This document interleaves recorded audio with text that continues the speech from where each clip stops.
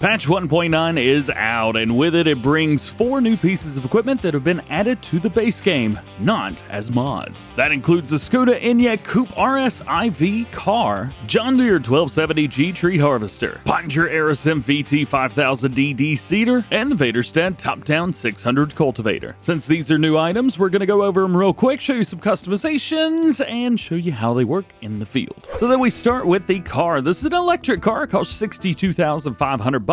299 horsepower, and it zooms. It goes 111 miles an hour. It's got an 82 kilowatt hour battery and weighs 2.2 tons. As far as your rim color, you can either do gray or you can do the main color. So whatever color you change the main color to, they will change. In this case, it is bright green. You can add a trailer hitch to the back, which is nice to have, and we've got the main color itself. Now, we do have some custom colors in here, including the Skoda Mamba Green. You've also got a nice gold color there called the Phoenix Orange. We have Race Blue Metallic.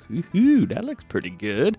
And a nice red. There's also a black series here. You can do the white, silver. Ooh, silver looks good. Graphite. And lastly, nice dark blue. The car doesn't actually do anything, so the doors don't open, the rear trunk doesn't open, nothing like that, so we could take away our help window. Turning it on's got a very interesting sound.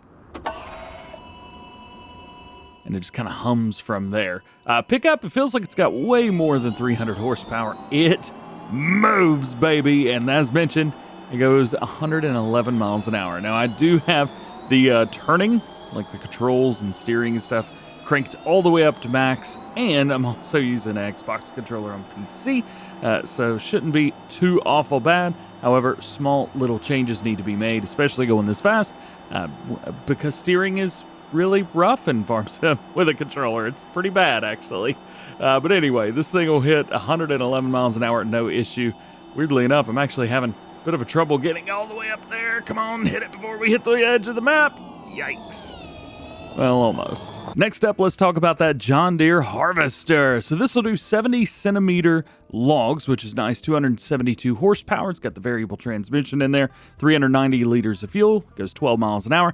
And weighs 24.2 tons. As far as your wheels, you either got a Nokian set or the Alafurfer set. And with these, we can change it up between a few different ones. When I say a few, there's about 5 or 6 different ones to choose from in there. In comparison to its cutting ability, the Komatsu 951 also does 70. The Komatsu 911, which we got in one of the more recent updates, it only does 65, and looks like everything else I've got's a mod. So it does just as good as anything. Now with this one, obviously we do have some controls. Of course, the first thing you're going to want to do is get this thing unfolded, so we'll click that button. And of course, we've got a few other things like the tilting of the head. You've also got turning on the tree harvester, of course, moving everything right and left, back and forth, forwards and backwards, and then you can also, yikes, push that down, and then we can also move that up and down.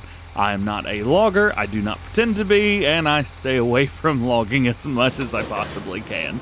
So I'm so sorry. Of course, just like everything else, this does support the auto align, so we can click that, boom, auto aligns it. We'll pull forward a little bit, or you could push forward. Oh boy, come on. There it is. And we'll grab it. It's magic. Yay! Timber! Boof. And then we want to make the cuts. Yay!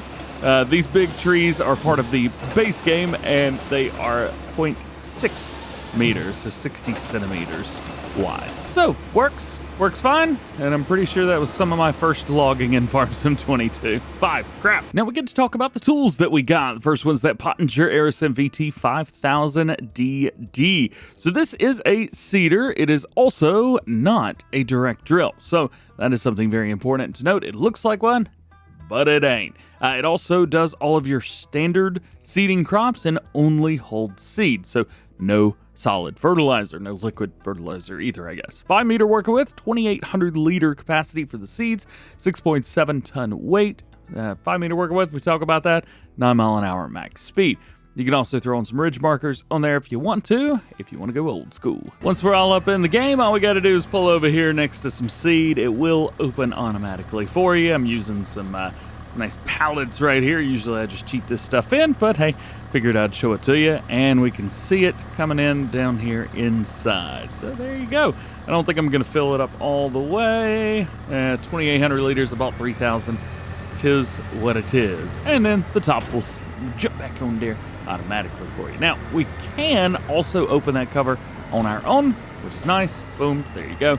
Should work with all of your standard containers and fill points, stuff like that. And of course, as always, over to my test field here.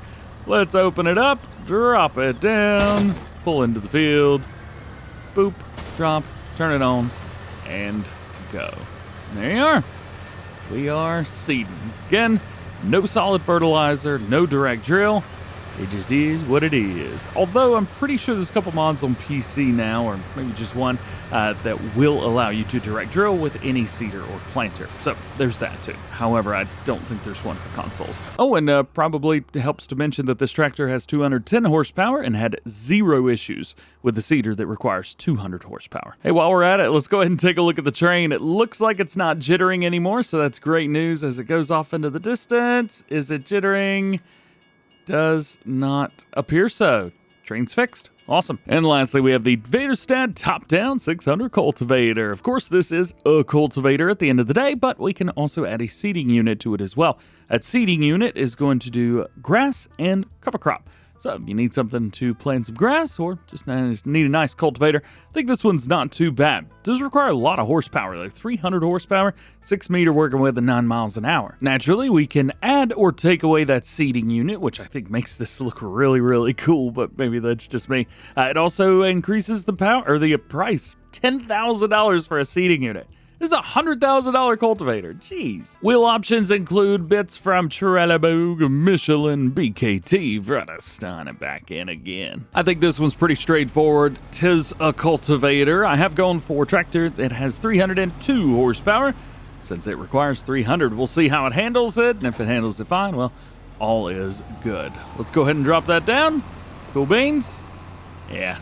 No issues whatsoever. Pulling it like a champ. Of course, with the seeding unit, it kind of turns into a seeder and not so much a cultivator anymore. So we'll come over here and we'll fill up with seeds. Boom, boom, boom. 360 liters.